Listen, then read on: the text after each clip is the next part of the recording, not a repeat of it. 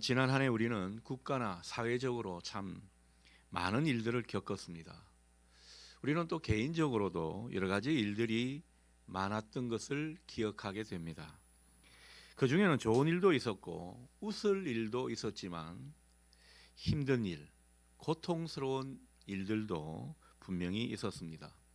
참 희한한 것은 되게 즐겁고 좋은 일은 오래 기억이 되면 좋은데 그건 또 금방 잊어버려요. 오래 기억되지 않는 그런 느낌입니다. 그에 비해서 어렵고 힘들었던 일들은, 나를 고통스럽게 만들었던 일은 잘 잊혀지지 않습니다. 우리 중에는 그런 일들로 인해서 여전히 마음이 힘든 분들이 있을 수 있습니다. 그래서 새해가 되어도 별로 새해 같은 기분이 들지 않는 그런 묘한 감정에 쌓여 있는 분이 있습니다. 자, 오늘 그런 분들을 향해서 또 우리가 또 이런 우리의 인생의 상황을 생각하면서 주님의 말씀을 대하면 좋겠습니다. 여러분, 하나님을 믿는 우리들은요, 살다 보면 얼마든지 어렵고 힘든 고통스러운 그런 삶 속에 처할 수 있습니다. 이건 예외가 없습니다. 전도서에 그런 말씀이 있죠. 형통한 날에는 기뻐하고 곤고한 날에는 되돌아보라. 우리에게 형통한 날도 있을 수 있고 곤고한 날도 있을 수 있는데, 형통한 날에는 기뻐하고, 그리고 힘들고 어려운 그 곤고한 날에는 우리 자신을 되돌아보라고 하나님은 말씀하셨습니다. 그러니까 우리가 곤고한 시간이라고 하는 그런 어떤 시간 속에 처했을 때는 내게 왜 이런 일이 일어났는지 겸손히 자신을 되돌아보는 그런 시간을 가지면 좋겠습니다. 그래야 우리가 제대로 기도할 수 있고요. 또 그 과정 가운데 하나님이 우리의 그 어려운 상황들을 해결해 주시는 능력을 볼 수 있기 때문입니다. 중요한 것은 고난과 어려움 속에서 우리가 어떻게 그것을 회복하느냐, 이 문제일 것입니다. 여러분, 하나님이 인도하시는 참된 회복의 길에 들어서는 것이 중요합니다. 그 참된 하나님의 회복의 손길에 우리가 있게 되면 여러분, 그때는요, 고난도 유익이 될 줄 믿습니다. 고난 가운데서도 우리는 평안할 수 있다라는 거죠. 전쟁과 같은 상황 속에 우리가 평안해진다라는 겁니다. 얼마든지 그 가운데서 행복해질 수 있다라는 것입니다. 오늘 말씀은 이스라엘 백성들에게 들려주시는 하나님의 회복의 말씀이 되겠습니다. 오늘 우리에게도 들려주시는 하나님의 구원과 회복의 말씀이 될 줄 믿습니다. 자, 오늘 본문에서 하나님은 먼저 어떤 말씀을 하고 계신가? 하나님을 믿지 않는 사람들을 향해서 하나님은 선포하시는 말씀을 하고 있습니다. 오늘 10절을 보십시오. 믿지 않는 불신자들에게 당신의 백성에 대한 구원과 회복을 알리시는 그런 말씀을 하시죠. 이방 민족에게 명령하신다. 그런 내용이 바로 그것을 의미하고 있습니다. 이방 민족에게 명령하시는데 그 내용이 뭐냐? 바로 하나님 백성이 이스라엘의 구원을 알려주시는 거죠. 하나님께서 왜 이런 말씀을 하시죠? 왜 이런 모습을 먼저 우리에게 보여주십니까? 그것은 다른 게 아닙니다. 하나님께서 이스라엘 백성들을 그 고난의 현장으로 밀어 넣었더니만 그 가운데 이방 민족들이 얼마나 하나님의 백성을 조소하고 또 욕을 하는지 모릅니다. 하나님의 백성이 얼마나 욕을 먹었는지 모른다라는 거죠. 여러분, 하나님 백성만 그랬겠습니까? 이 가운데 하나님도 덩달아 욕을 먹었던 것입니다. 하나님이라고 하는 신, 참신이 아니다. 무능한 신이다. 어떻게 자기 백성들을 저렇게 할 수가 있는가? 하나님이 살아있다면 아니 저 사람들이 왜 저런 고생을 하게 되는가? 별의별 소리를 다 들었다고 볼 수 있겠습니다. 우리도 살다 보면 이런 경우에 처하게 되죠. 하나님의 자녀, 하나님의 백성이라고 하면서 고난당하고 힘든 일을 겪으면서 우리가 하나님의 연단 속에 있게 되면 불신자들은 그렇게 말할 겁니다. 야, 하나님 믿는 사람들 뭐 저러냐? 아니 교회 다녀도 별 수가 없지 않느냐? 믿는다고 그렇게 요란을 떨더니만 별거 없네. 그러면서 우리를 조소하고 비아냥거리는, 우리 신앙에 대해서 함부로 말하고 폄하해버리는 그런 어떤 경우를 우리도 당할 수가 있습니다. 여러분, 우리 믿지 않는 가족들만 해도 그럴 거 아닙니까? 예수 믿는다면 좀 번듯해지고 더 잘되고 뭔가 이 승승장구하는 이런 모습을 기대할 텐데, 그렇지 못하다면 얼마나 또 손가락질을 해야 되겠습니까? 말은 안 하더라도 말이죠. 그래서 혹 믿지 않으려고 하는 것은 아닌가, 때로는 그런 생각을 하게 됩니다. 자, 그러나 이런 상황, 이런 경우를 하나님은 예상하시고 하나님은 선포하시는 겁니다. 모든 불신자들을 향해 하나님은 당당히 말씀을 주시는 것입니다. 아니다, 내가 이 하나님의 백성들을 얼마나 사랑하고 내가 작정하는 가운데 훈련시키는 것이지 내가 무능하거나 이 사람들을 내가 버려서 그런 것이 아니다. 하나님은 힘주어 말씀하고 있는 것입니다. 여러분, 우리가 신앙생활하면서 이런저런 고난의 현장을 경험하게 되고 또 어려움 가운데 휩싸일 수 있습니다. 우리가 그런 상황에 직면할 때 여러분 분명히 기억하십시오. 하나님은 무능해서 그렇게 만드신 것이 아닙니다. 하나님께서 여러분들을 안 챙기시는 것도 아니라는 말씀입니다. 거기에는 다 하나님의 뜻이 있습니다. 이 과정 가운데 하나님께서 얼마나 또 여러분들을 챙기시고 있는지 모른다라는 거죠. 우리가 그것을 볼 수 있기를 바랍니다.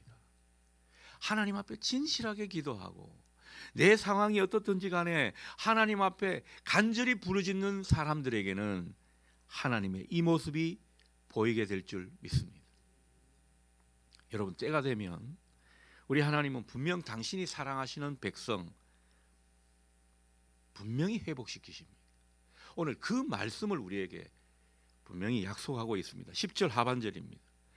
이스라엘을 흩으신 자가 그를 모으시고 목자가 그 양떼에게 행함같이 그를 지키시리로다. 아멘. 하나님은 우리를 지키신다라는 거죠. 흩어졌던 당신의 백성들을 모으신다는 겁니다. 목자로서 다시 한번 힘있게 우리를 인도하시고 그리고 우리를 지켜주신다라는 거죠. 이 약속의 말씀이 오늘 여러분에게 아멘이 될 수 있기를 바랍니다. 하나님께서 당신의 백성들을 회복시키실 때 하나님은 어떤 모습을 보이는가? 먼저는요, 당신의 백성들을 하나님 목장 안으로 들이시는 모습입니다. 오늘 그 말씀을 하시죠. 흩으셨던 하나님께서 모으신다는 거죠. 어디로? 하나님의 목장 안으로. 하나님의 목장 안으로 들어오게 될 때 하나님은 비로소 목자로서 역할을 하게 되는 그런 상황을 우리에게 그려주고 있습니다. 목장 바깥에서 흩어져서 방황하는 그런 양들을 당신의 목장 안으로 들이면서 그들을 지키시고 돌보신다라고 우리에게 말씀해 주고 있습니다. 목장 안으로 들어오게 되면요, 하나님께서 얼마나 그 양들을 소중히 다루시는지 모릅니다. 세밀하게 인도하시는 모습을 우리가 그려볼 수가 있습니다.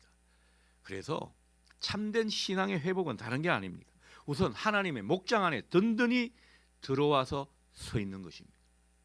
하나님의 목장 안에 있게 될 때 하나님께로부터 보호를 받고 넉넉한 인도하심을 받게 된다라는 거죠. 반대로 이 목장을 벗어나게 되면, 이 목장 바깥에서 여전히 방황하게 되면 어떻습니까? 하나님의 세밀한 인도하심을 받기가 어렵습니다. 그러니 여러분, 하나님의 목장 안으로 온전히 들어오는 여러분 될 수 있기를 축복합니다. 교회는 어떤 의미에서 하나님의 목장이라고 할 수 있습니다. 여러분, 우리가 드리는 예배는요, 우리로 하나님의 목장 안에 든든히 서 있게 만드는 것입니다. 얼마나 예배가 중요한지 모릅니다. 신앙생활 착실하게 하는 사람들 보면, 뭔가 하나님 은혜 아래 안온하게 살아가는 사람들 보면 이 교회 공동체 같은 하나님 목장 안에 든든히 서 있는 것을 보게 됩니다. 이게 틀림이 없습니다. 이 모습이 흔들리지 않습니다.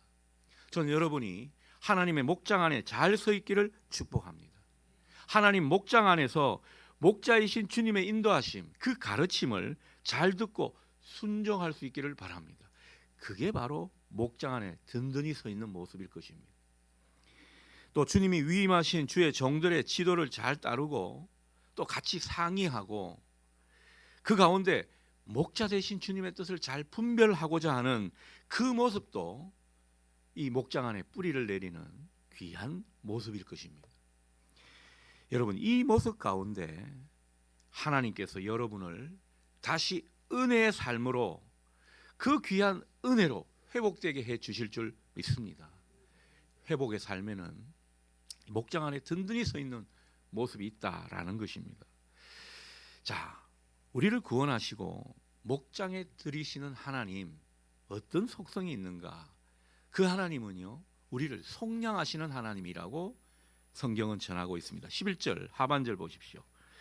포로로 있던 이스라엘 백성들을 하나님이 속량해 주셨다고 하죠. 자, 여기서 속량이 무엇입니까? 포로로 잡힌 사람들에게 뭔가 은혜를 베푼다라는 뜻이 되겠죠. 포로에게 큰 은혜가 뭐겠습니까? 자유하게 되는 거죠. 여러분, 우리는 어쩌면 때로는 마귀의 포로로 살아갈지도 모릅니다. 마귀의 포로로 살아가게 되니까 죽음을 두려워하게 되고 죽음의 권세 앞에 벌벌 떨면서 여러 가지 인생의 문제를 우리는 경험하게 되는 것입니다. 자, 그런데 하나님의 목장 안에 든든히 있게 되면 자유함을 얻는다라는 거죠. 우리는 탕자처럼 하나님의 품이나 하나님의 목장 안에 있게 되면 자유하지 못할 것 같아서 자꾸 그 품을 그 목장 밖으로 나가려고 하는데, 여러분, 아이러니하게도요, 하나님 목장 안으로 더 들어올수록, 하나님 품에 더 우리가 있을수록 우리는 자유의 짐을 믿으시기 바랍니다. 우리의 영혼이 그렇다라는 거죠. 우리가 하나님 품에 있고 하나님 목장 안에 들어오게 되면 우리는 사슬이 풀리듯 자유함을 얻게 되는 것입니다. 여러분, 기독교는 이런 역설적인 신비가 있는 종교입니다. 이 역설적인 신비에 눈을 뜨시는 여러분 되시기를 바랍니다. 자, 그런데 여러분, 이 하나님의 회복의 역사에는 중요한 초점이 있습니다.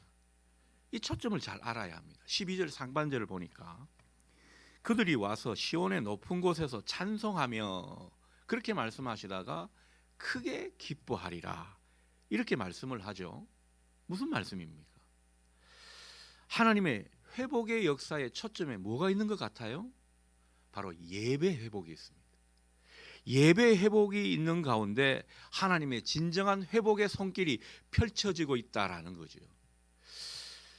시온의 높은 곳, 여기가 뭘 의미하겠습니까? 이게 바로 예루살렘 성전을 의미하거든요. 하나님을 예배하는 처소, 하나님이 함께 하시는 곳을 의미하는 것입니다. 하나님의 그 시온에서 하나님께 예배를 드리고 하나님을 찬미하는 이런 어떤 모습이 회복이 된다라는 거죠. 그러니까 하나님을 떠나 방황하던 인생이 하나님께 방향을 돌려서 회복의 역사로 점점 나아가게 되는 모습은 뭐부터 일어난다고요? 예배 회복부터 일어난다, 오늘 말씀하고 있는 것입니다.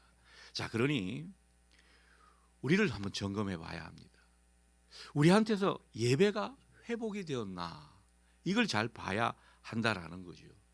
여러분, 예배가 회복이 되었나 보게 되면 지금 내가 하나님의 그 회복의 손길 안에 있는가 그렇지 않은가 알 수가 있는 겁니다. 우리가 예배 회복이 막 일어나면 여러분, 우리는 틀림없이 하나님의 회복의 손길 안에 있게 되고 마침내 하나님께서 우리를 기뻐하게 만들어 주실 줄 믿습니다. 오늘 성경은 그것을 우리에게 전해주고 있습니다. 여러분, 예배가 회복이 되면 어떻습니까? 전에 없이 말씀이 들려옵니다. 찬송을 부르는데 얼마나 힘이 나고 은혜가 되는지 모릅니다. 찬송 한 절 한 절이 다 내 이야기 같고, 그리고 그 가사가 얼마나 은혜가 되는지 모릅니다. 여러분, 예배가 회복될 때 그렇게 이 눈물이 나지 않던 사람이 눈물이 막 나는 거죠. 하나님의 그 은혜를 느끼기 때문에, 체험하기 때문에 그런 것입니다. 전에 없이 주님을 막 사모하게 됩니다. 예배의 자리를 사모하게 됩니다. 내 존재가 자꾸만 하나님께로 향하게 되는 그런 것을 꿈꾸게 됩니다. 그래서 하나님은 그런 우리의 인생을 생각하시면서 주일을 사모해서 도저히 주일까지 못 기다리게 되죠. 그래서 우리나라에만 특별한 선물을 주셨습니다. 그게 뭐죠? 수요 예배입니다. 수요 예배를 옛날에 뭐라 불렀죠? 3일 예배.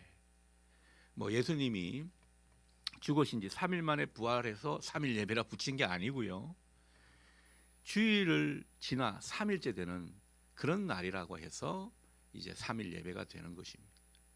여러분, 예배를 사모하는 그런 마음들이 막 일어난다라는 거죠. 지금 여러분은 어떻습니까? 내 모습은 과연 예배 회복이 막 일어나고 있는 모습입니까? 아니면 예배를 제쳐두고 있는 모습입니까? 오늘 주님은 그것을 우리에게 묻고 계시기도 합니다. 하나님의 참된 회복의 역사는 분명 예배 회복부터 일어난다는 이 사실을 여러분 믿음으로 보실 수 있기를 바랍니다. 자, 그런데 예배는요, 언제 회복이 되는가? 이게 잘 나갈 때 예배가 회복될 것 같아요?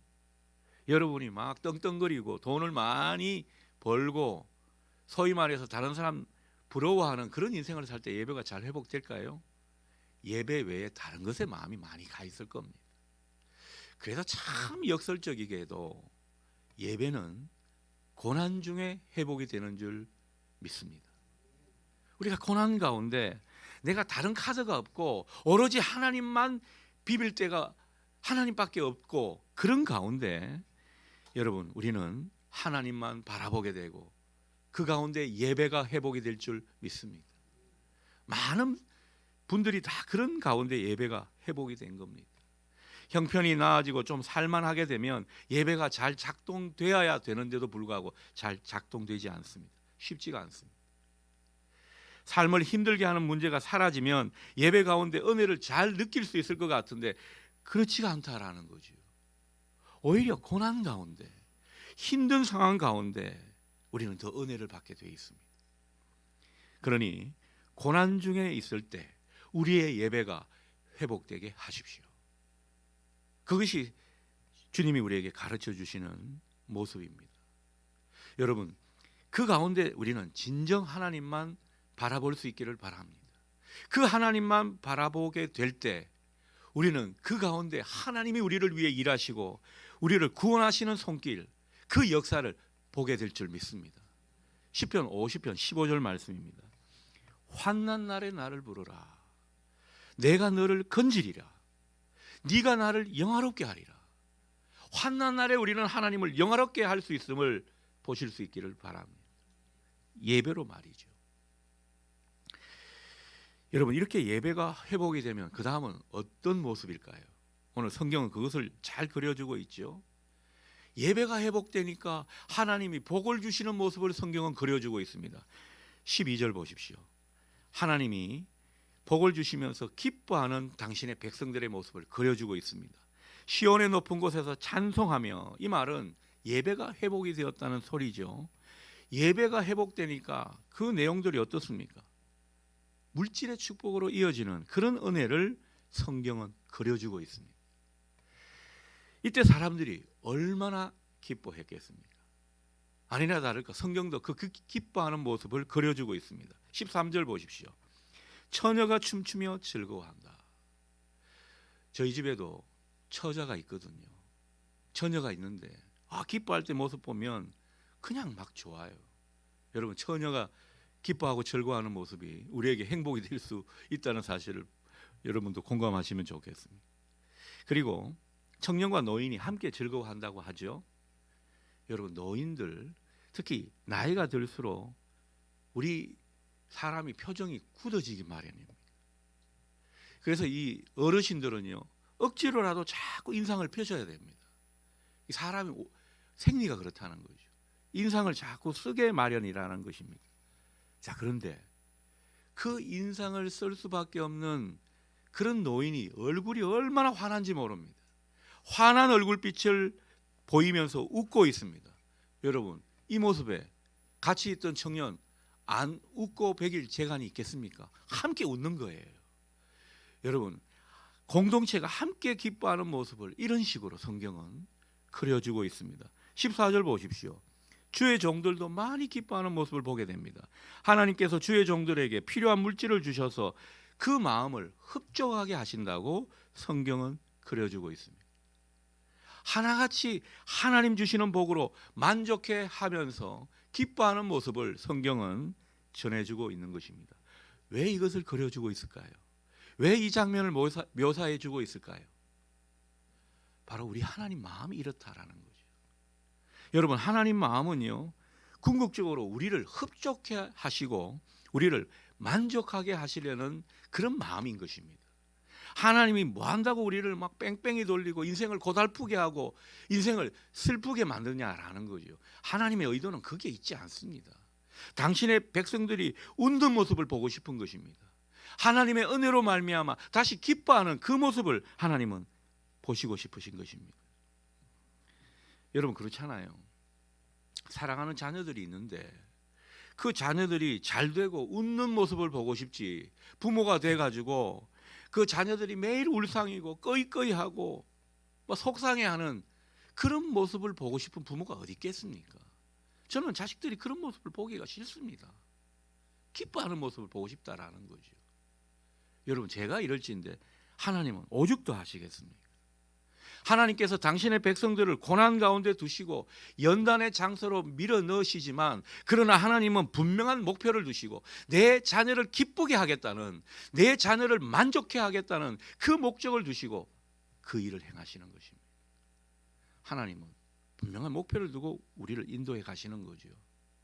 우리는 그 목표 지점을 보지를 못하니까, 하나님이 우리를 그렇게 하실 거라는 믿음이 없으니까 우리는 고난의 현장에서 불행해하고 스스로를 낙심하는, 그리고 비관적으로 세상을 바라보는 그런 모습을 보게 되는 것입니다. 여러분, 하나님의 마음은 그렇지가 않다는 사실을 오늘 똑똑히 볼 수 있기를 축복합니다.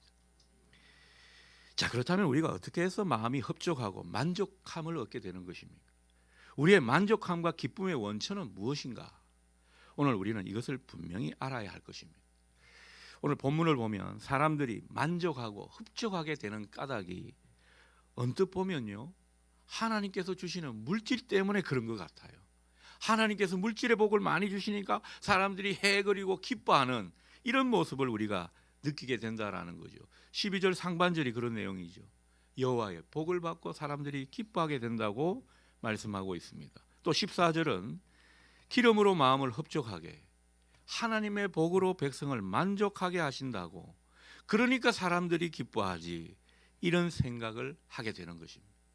물론 하나님의 복을 받으면 우리가 기뻐하고 만족하게 되는 것은 사실이지만, 그러나 하나님의 복은요, 엄밀히 말해서 하나님과의 바른 관계 속에서 우리에게 찾아오는 것입니다.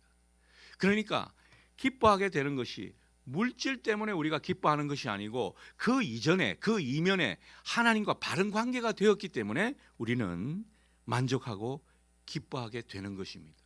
하나님과의 바른 관계 속에서 우리는 기쁨을 회복하게 되고 만족함을 누리게 되는 줄 믿으시기 바랍니다. 자, 그래서 이 하나님과의 바른 관계를 오늘 본문에서는 뭐라고 표현하는가를 우리가 확인하는 게 중요하겠죠. 12절 하반절 보십시오. 12절 하반절에 물된 동상 같은 심령, 바로 이 말이 하나님과의 바른 관계 속에서 그 사람이 회복한 마음을 뜻하는 것입니다. 여러분, 물된 동상 같은 심령이 어떤 것입니까? 물을 댔다고 하니까 하나님의 그 은혜의 강수에 우리가 온전히 잇대어 있는 그 마음을 표현한 것이죠. 하나님과 교제하면서 하나님으로부터 우리가 만족과 기쁨을 잘 공급받게 되는 그런 모습을 물된 동상 같은 마음으로 성경은 전해주고 있는 것입니다. 여러분의 심령이 물된 동상 같은 심령이 될 수 있기를 축복합니다. 우리가 물된 동상 같은 이 마음이 회복되게 되면 13절 하반절 보십시오. 하나님은 우리의 슬픔을 돌려서 즐겁게 해주신다는 것입니다. 우리를 위로해 주시고 근심으로부터 기쁨을 얻게 하시는 것입니다. 여러분에게 이 깨달음, 이 은혜가 있기를 소원합니다. 우리가 물된 동산 같은 이 마음으로 살아가게 되면 우리는 부하거나 부하지 않거나 상관없어요. 어떤 조건이든 상관없이 그 가운데서 자족하게 될 줄 믿습니다. 자족하게 되니까 기쁨이 나오는 거예요. 있으면 있는 대로 기뻐하고 없으면 없는 가운데 서로가 아껴서 이렇게 서로가 나누면서 그 가운데 기뻐하게 만드신다는 거죠. 이게 참 하나님의 축복이 아닌가 싶어요. 따라서 우리가 고난 가운데서도 기뻐할 수 있는 이유는 무엇입니까? 바로 우리 심령이 하나님의 은혜로 말미암아 물된 동산 같은 심령으로 회복되었기 때문입니다. 예배를 통해서 하나님과의 교제를 통해서 이 물된 동산 같은 심령이 되었으니까 하나님 주시는 모든 것에 우리가 감사할 수 있고 만족하게 될 수 있는 것입니다. 이 은혜가 여러분 가운데 있기를 소원합니다. 그러니 이 사람은요, 비록 인생이 힘들고 고달파도 마음은 천국을 유지할 수 있게 된다라는 거죠. 이게 얼마나 신비인지 모릅니다. 문제나 상황은 별로 달라지지 않았습니다. 그런데 자기는 기도 응답의 축복을 경험하고 있고 그래서 자신감을 갖고 살게 되는 것입니다. 이 하나님 나라의 놀라운 신비가 우리 삶에 더욱 확장될 수 있기를 축복합니다. 오래전 일이지만 생선 장사를 하시는 한 성도님이 있었습니다. 이분은 생선 가게를 하시면서 종일 일하는 분입니다. 그러니 얼마나 인생이 고달프겠습니까? 그런데 그 고달픔에도 불구하고 이분은요, 얼굴에 빛이 났습니다. 왕 같은 제사장 같은 아버지라고 그 아들이 그 아버지를 향해서 그렇게 이름을 붙여줄 정도였습니다. 여러분도 얼굴에 주님의 광채가 나타나기를 축복합니다. 저에게도 그런 기도를 해 주십시오. 여러분, 아무튼 이분이 그런 얼굴에 빛이 나고 왕 같은 제사장 같은 인생을 사신 분인데 가게에 찾아오는 손님도 그걸 느낄 수가 있었다고 합니다. 어떻게 느꼈는가? 이분이 뭐 동네에서 생선을 제일 싸게 팔아서 그것을 느낀 게 아닙니다. 가게가 별탈 없이 착착 잘 운영되는 그런 모습 때문도 아닙니다. 조그마한 생선 가게가 물 좋은 생선을 가장 알맞은 가격에 판매하는 그 모습 때문만도 아닙니다. 이분이 고객들과 생선을 사고 파는 그 모습 속에서 고객들에게 뭘 느끼게 했는가? 이분이 얼마나 웃음과 즐거움, 기쁨이 그 속에 나타났는지 모릅니다. 기쁨과 즐거움의 모습으로 생선을 사고 파는 이런 사람들의 경험이 있게 되니까 그 고객들이 얼마나 흐뭇해했는지 모릅니다. 그러면서 이분에게서 그 얼굴의 광채를 느낄 수가 있었다고 합니다. 여러분, 주님을 온전히 믿고 따르는 사람이 보이는 열매는 무엇입니까? 기쁨입니다. 내가 정말 주님을 신뢰하고 그 주님이 나를 회복하시는지 아멘하며 따라가는 사람들이 보이는 모습은요, 기쁨이 충만한 모습인 것입니다. 이 기쁨은 참 생명을 누리는 사람 안에서 확인되는, 거기서 솟아나는 행복감이라 할 수 있겠습니다. 우리가 물된 동산 같은 이 마음으로 고난 가운데서도 진정 행복감을 느낄 수 있기를 축복합니다. 여러분은 얼마든지 그런 삶을 살 수가 있다라는 거죠. 주님이 여러분과 동행하시기 때문입니다. 우리가 이 행복감이 있는 사람은요, 이후에 하나님이 어떤 식으로 자기를 인도하고 뭘 주셔도 다 감사하게 되어 있습니다. 감사가 막 일어나게 된다라는 거죠. 비록 우리가 고난과 같은 힘든 시간 속에 있을지라도 우리가 마주하는 2025년이 때로는 우리를 힘들게 하는 그런 시간이 닥쳐온다 하더라도 여러분, 물된 동산 같은 마음으로 언제나 하나님 안에서 행복해하는 여러분 될 수 있기를 축원합니다. 기도하겠습니다.